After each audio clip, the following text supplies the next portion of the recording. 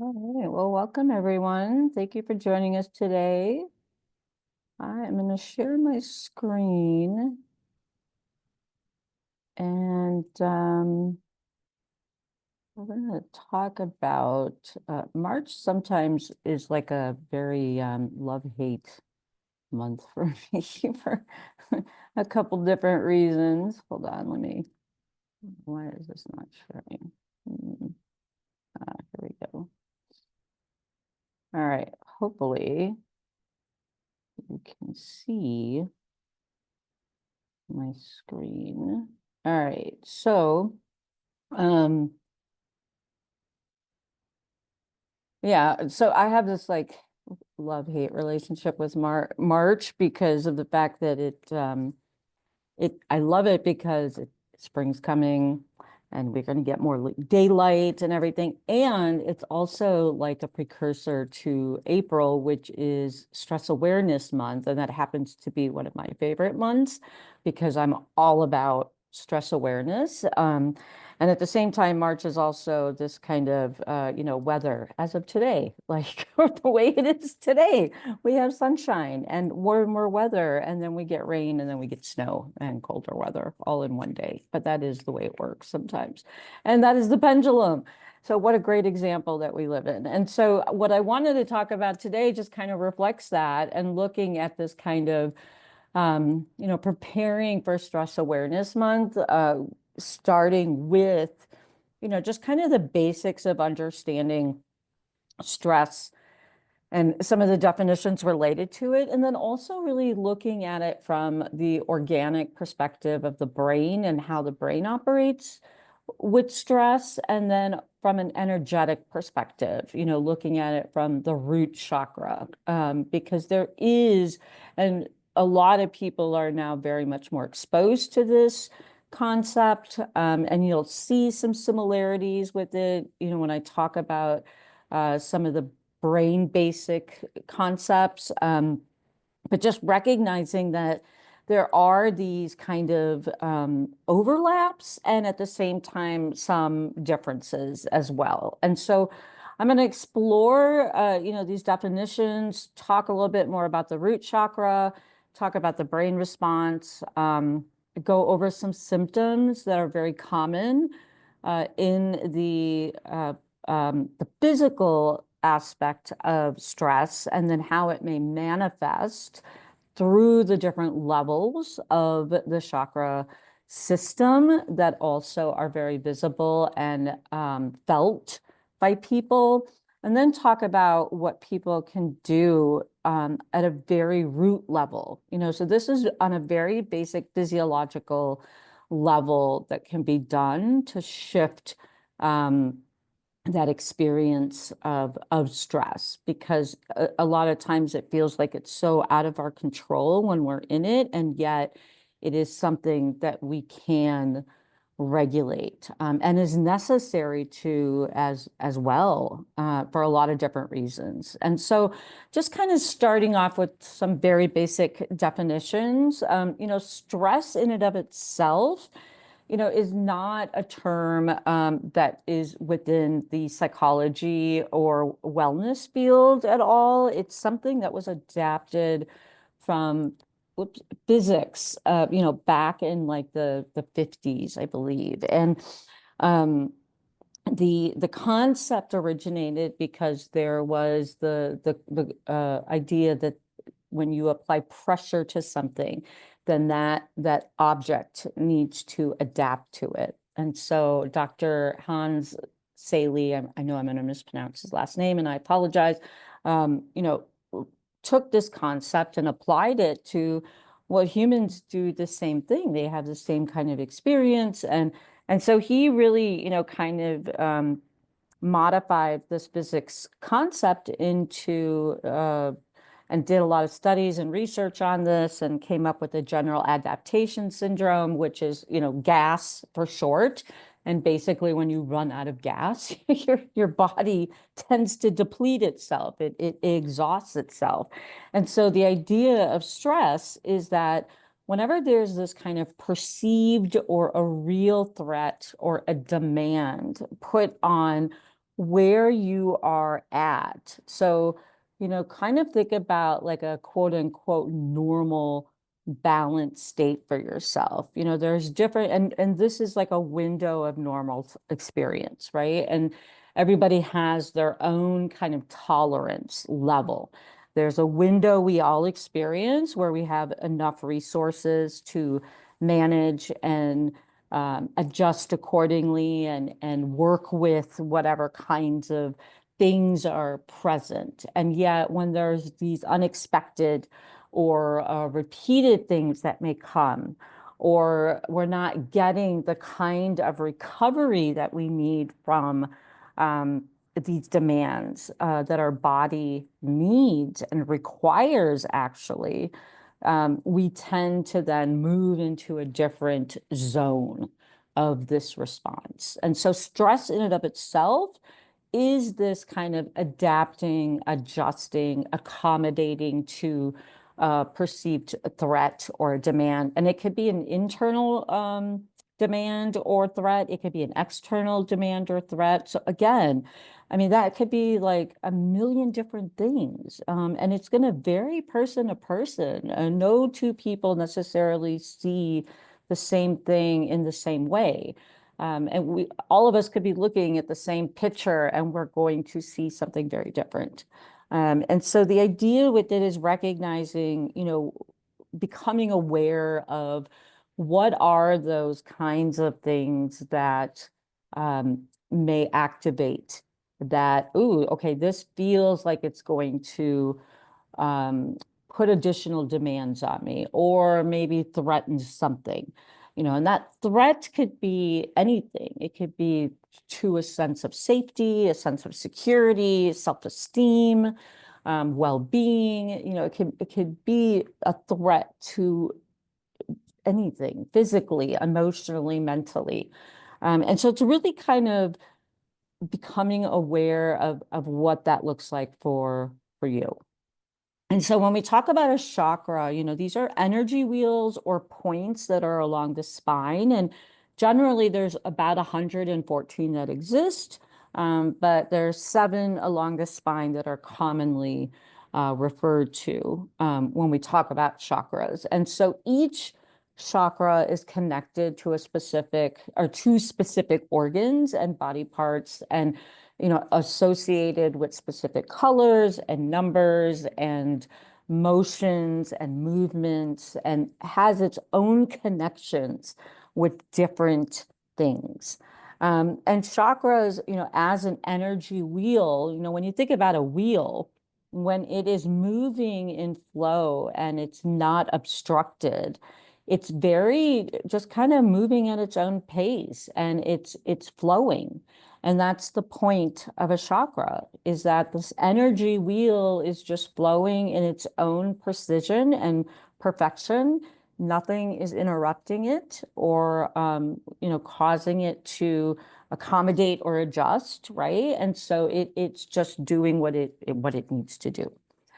And then you have, the brain, which is a big organ. It's only 3 pounds, actually, in our body. But it is part of what makes our nervous system, along with our spinal cord. And, for a 3 pound organ to have so much control of our body is pretty amazing. It regulates so much, if not everything, of our body functions, both without us knowing about it. So there's things that we are not consciously controlling and things that we consciously are aware of as well. And so those are like the 3 kind of overview basic definitions of these things, and just recognizing what they are. So when we're talking about stress, the idea here is recognizing that there's used to be these 2 kind of main ways of looking at stress. And it's very binary, very heads and tails kind of a view, where you have this acute stress, which tends to be more like, you lose your keys and your body reacts to that in the moment. You get flushed, you get, oh my gosh, where is it at? Blah, blah, blah. You're in a rush, and there's this surge of energy and adrenaline. And then once you find your keys, you tend to calm down. And so the idea with that is that when you're calming down, ideally the body is allowing itself to get back to a state of rest, of homeostasis. However, in our, in Western society and in most people's lives, at least with people that I've worked with and students that I talk with and most people that I talk with, that doesn't typically happen where people experience or have this kind of recovery period where they take like a few minutes to allow the body to recover from this episode of acute stress. It tends to be, okay, I found my keys. Now I got to go. Now I'm going to get late. Now I'm already, now I'm going to be in rush hour. And so then the thoughts come, or, then there's something else that comes up. And so it just piles on. And so it tends to be this kind of cycle that we find ourselves in. And then that tends to keep this, pressure on in the body. And for a lot of people, this can occur over a period of time. And acute stress does, at some point, it will let up, when you take a break from it, right? When you allow yourself this kind of rest and recovery period. And that can look different for different people, but it is allowing the body to get back to its original resting state. And this is why it's really important to know, your normal, quote unquote, like blood pressure and, other kinds of levels in your blood, because those are really great signs to know if stress is affecting any of those particular things that are going on. There's a lot of research out there that demonstrates, and these are called diseases of adaptation, where when people are experiencing, more and more stress without having the resources to help them move through that accordingly, that, blood pressure can go up and that becomes their new normal. And so the body does not go back down in their blood pressure. And so now they have to take medication for that. And that's a disease it's a stress-induced hypertension. And so the idea with it is these are things that medically there are ways, and psychosocially and other ways that can help. But it's not just an individual issue. I want to stress that, no pun intended, but I do want to make that a big point because it is necessary to also recognize that there are a lot of environmental factors that play a part in these kinds of things. It's very contextual, and given the society that we live in today, there's a lot of uncertainty and a lot of just unknowns, and so that in and of itself is going to put on a lot of stress for people where that stress may not have ever existed before. Uncertainty in and of itself is very stress producing. And so being able to recognize that, okay, there is this kind of experience that's happening of, I don't know what's going on, and that is stressful because that's threatening. And it also puts a lot more pressure on, me as a person, or, on my family, or on my community, or whatever it may be, recognizing how that is affecting an individual or a neighborhood or whatever that may look like, collectively, that there's going to be those factors playing a part in it. So recognizing that there are these, the acute stress, which is more flight fight kind of a response, the chronic stress, which is over a period of time. And the way that I describe this to people is kind of thinking about some of you have had this experience where, you're going, and, you get to this point where you're just like, okay, I just don't know if I have it in me to keep going, and I've just got to take a break. And then like all of a sudden you get like this second wind, and it comes out of nowhere sometimes, and you're just like, wow, where did that come from? And it's just like you've got this newfound energy and you feel great, and you're just like, oh, great, this is awesome. And your body just allows you to keep going. Well, and that's the body, recognizing that, you need a little oomph, and it's in this kind of resistance stage where it's like fighting with you and giving you, some leeway to say that, okay, I recognize there's some additional demands here, so I'm going to do what I can to help you out, but just remember me, that I need some help too. And this is part of this kind of, pendulum, is that this is part of the limitation of being human, is that we also need to take care of the body as well. And that's part of it, is that when we go through that, when we don't, a lot of times, and I know I've done this. I mean, this is, something I used to do before I got into the whole field of stress and understanding how this works. But when we don't do that, this is oftentimes when people will find themselves sick, or they end up, sleeping for 12 hours at a time, and they don't feel refreshed, or they're exhausted and they don't really know what's going on. And this is the body's way of saying, basically, hey, I did what I could to help you, and I need it reciprocated. And you're not reciprocating. So I'm going to rebel pretty much, and just do what I need to do. And so it forces you, your body literally will just force you to take a break. And then we get mad, right? Because we're sick, and we get mad because we're sick. And it's like, well, your body's telling you something, that you need a break, and that, everything that you've been doing has really been taking a toll on not just you physically, but also in other different ways. And so it's a way that your body, this exhaustion stage, which is this chronic stress, is when it tends to come out. I'm going to go over the polyvagal nerve theory, because this is relatively something new that's come out, and it's a really nice way to kind of frame, um, another way of looking at this, and also how to help manage some of the more, this root of this kind of survival mode that, that people find themselves in.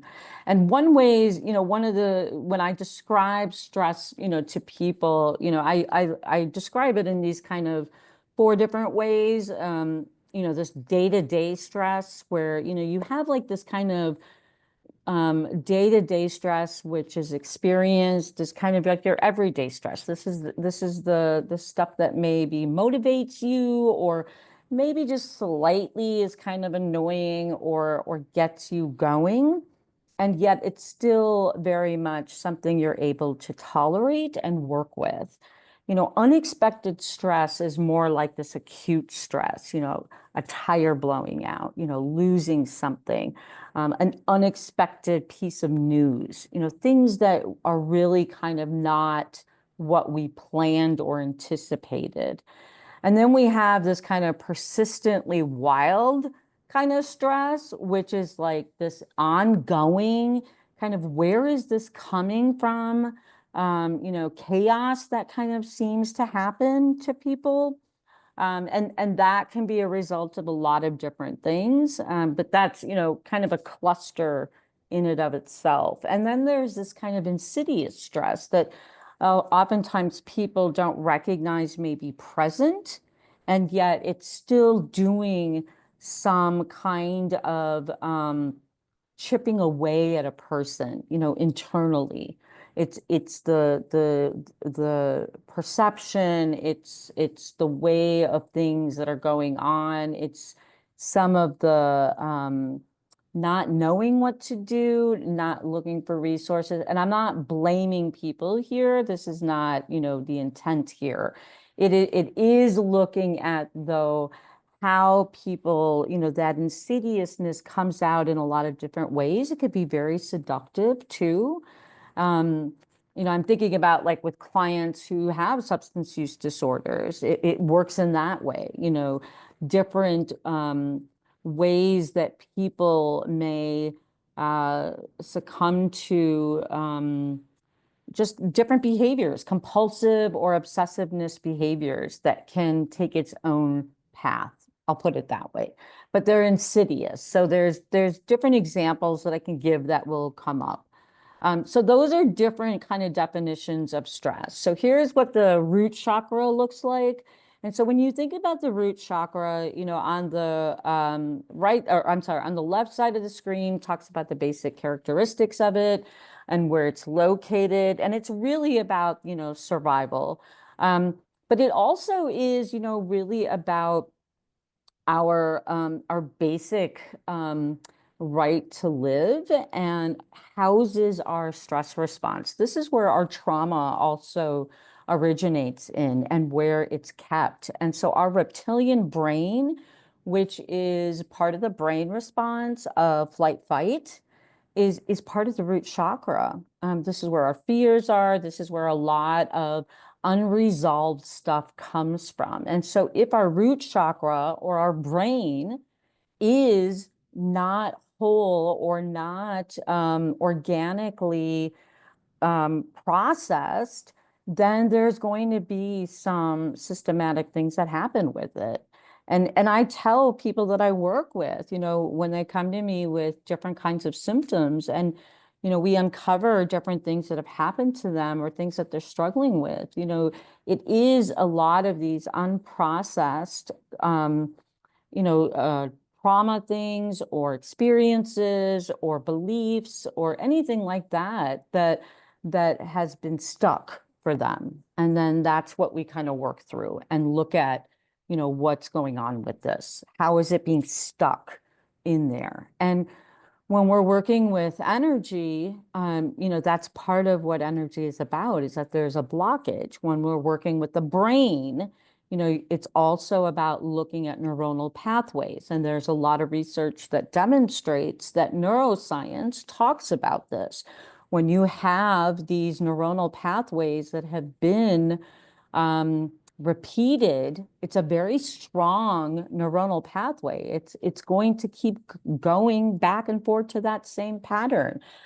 I relate it to like a spider web. When you have the same kind of web that's weaved and there's no other alternative, that is going to develop strength. And so the idea with working through things from a brain and neuronal pathway perspective is that you're developing new neuronal pathways in the brain. You're giving the brain other ways of traveling in the brain. And that's creating different webs, basically, different neuronal pathways. And from a chakra perspective, it's clearing out those cobwebs.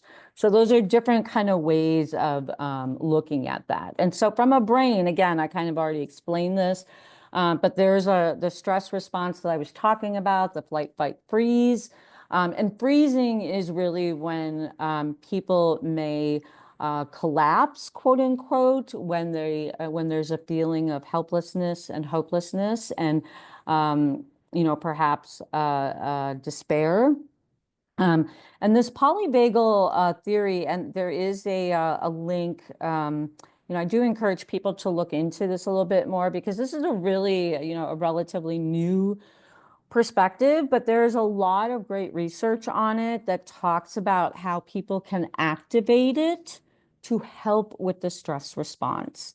And from a physiological perspective, so here are the immobilized and the mobilized ways. These are the different flight fight responses that were talked about. And then we go into this kind of, the polyvagal nerve is really this kind of recognizing that we can activate this part. The vagus nerve is this big nerve that goes through all of the major parts of our body.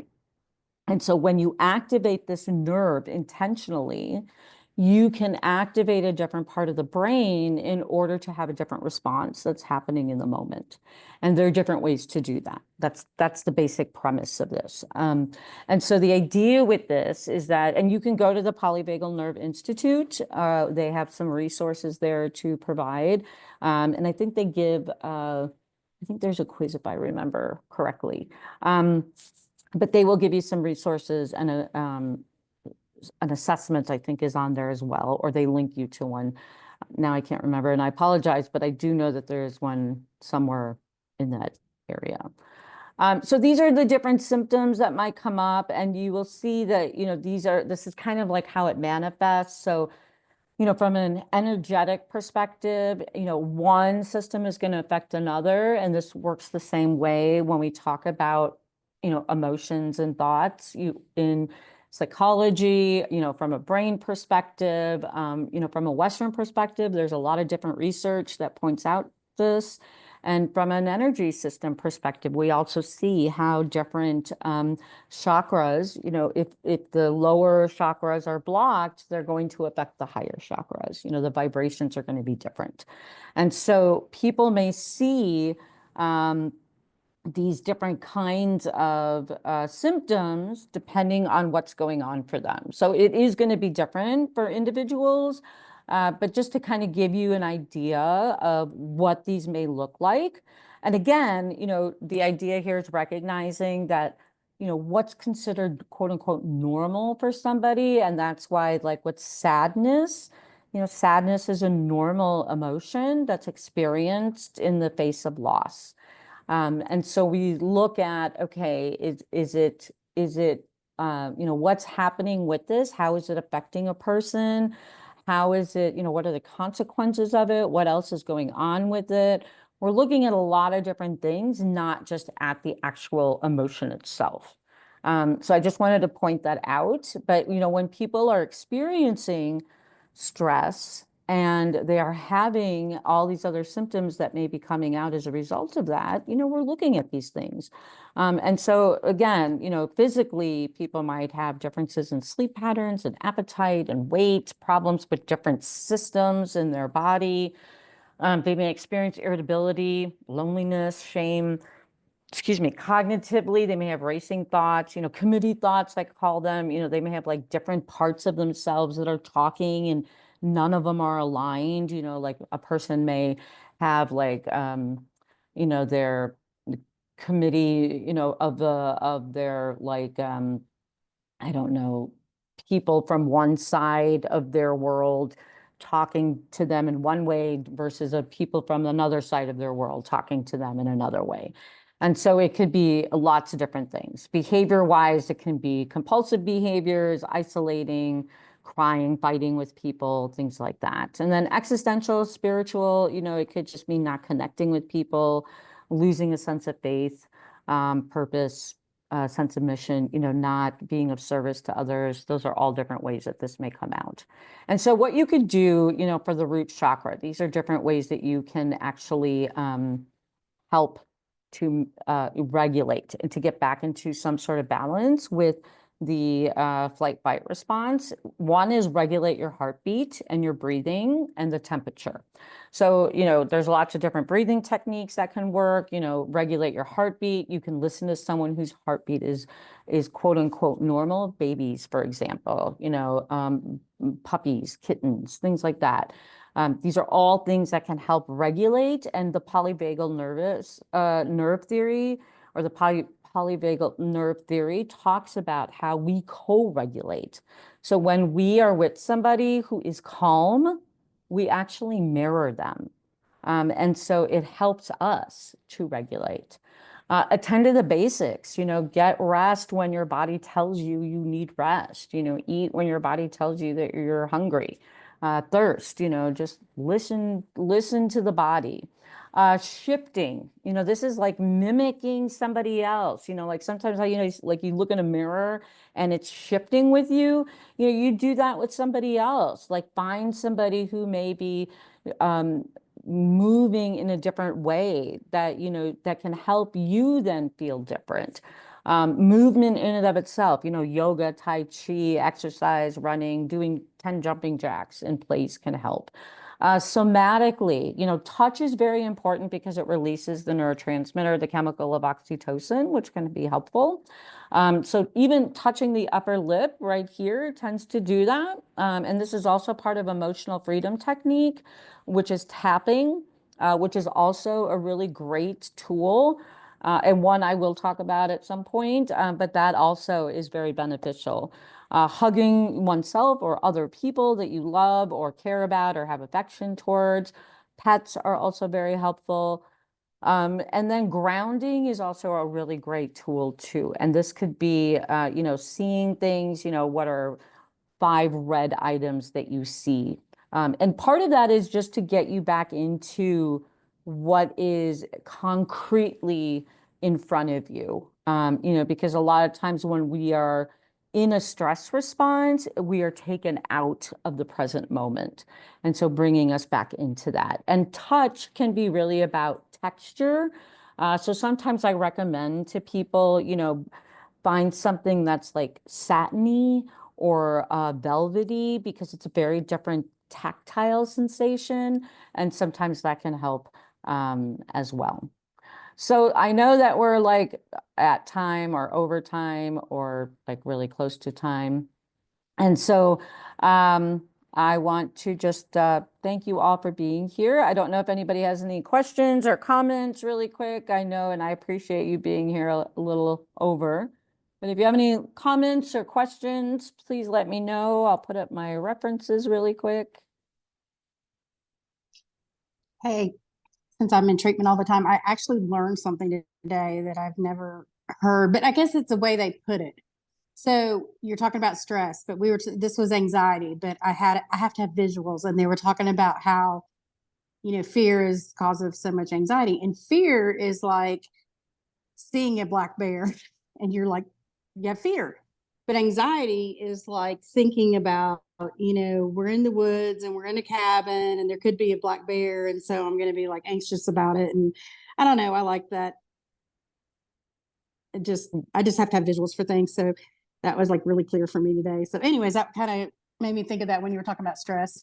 Oh, great. Well, thank you for sharing that. You're welcome. All right.